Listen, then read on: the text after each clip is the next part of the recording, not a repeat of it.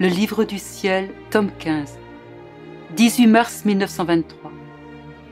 Perdre sa volonté humaine au profit de la volonté divine construit un lien indissoluble avec Dieu. L'homme a tout perdu en faisant sa propre volonté. Mais Jésus a pris possession de tous les biens en faveur de tous.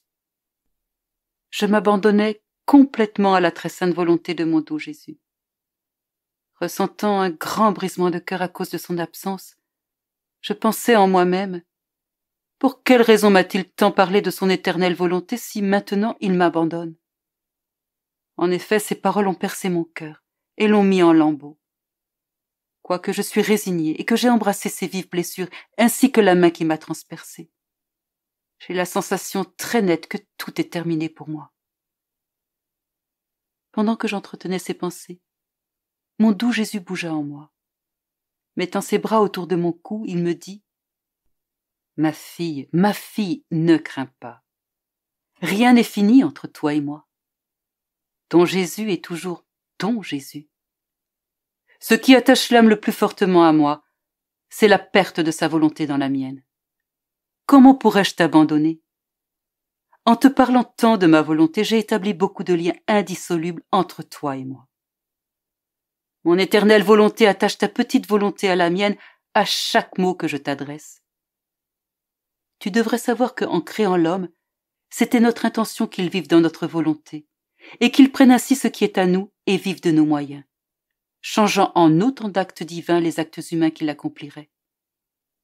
Mais l'homme a voulu vivre dans sa propre volonté, par ses propres moyens, et dès lors il s'est exilé lui-même de sa véritable patrie et de tous les bienfaits qu'elle comporte. Ainsi mes immenses bienfaits sont restés sans héritier, personne ne s'en étant prévalu. En conséquence, mon humanité a pris la place de l'homme et a assumé tous ses bienfaits en vivant chaque instant dans l'éternelle volonté. À sa naissance, pendant sa croissance, lors de ses travaux et à sa mort, mon humanité est toujours demeurée rattachée aux éternels baisers de la volonté suprême.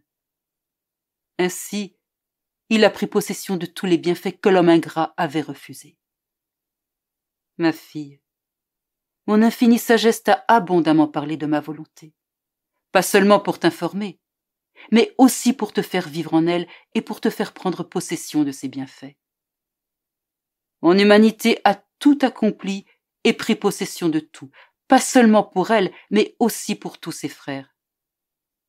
J'ai attendu bien des siècles, de nombreuses générations ont passé, et j'attendrai encore. Mais l'homme doit revenir vers moi sur les ailes de ma volonté, d'où il provient.